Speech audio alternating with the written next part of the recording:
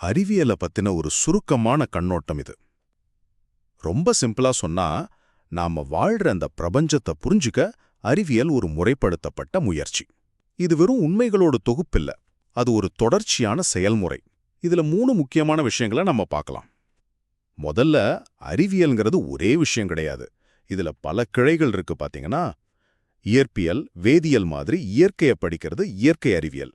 அப்புறம் பொருளாதாரம், உளவியல் மாதிரி மனிதர்களையும் சமூகங்களையும் படிக்கிறது சமூக அறிவியல். இது எல்லாத்துக்கும் ஆதாரமா இருக்கிற கணிதம், தர்க்கம் எல்லாம் முறைசார் அறிவியல்னு சொல்லப்படுது. ரெண்டாவதா, இத்தனை பிரிவுகளையும் ஒன்னா இணைக்கிற ஒரு விஷயம் இருக்கு. அதுதான் அறிவியலோட இன்ஜின். அதாவது அறிவியல் முறை. இதோட நோக்கம் என்னன்னா, ஒரு கருதுகோளை எடுத்து அதை பரிசோதனை செஞ்சு பார்க்கறது. இங்க ஒரு முக்கியமான பாயிண்ட் இருக்கு. எந்த ஒரு ஐடியாவையும் தப்புன்னு நிரூபிக்கிற மாதிரி இருக்கணும்.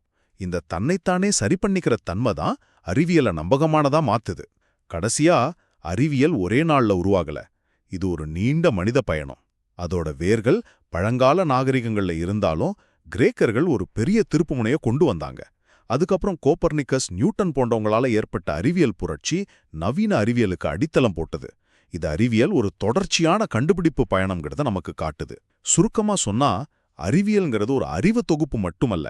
அது இந்த உலகத்தை ஆராய்வதற்கும் புரிந்து கொள்வதற்குமான ஒரு சக்தி வாய்ந்த தொடர்ச்சியான செயல்முறை.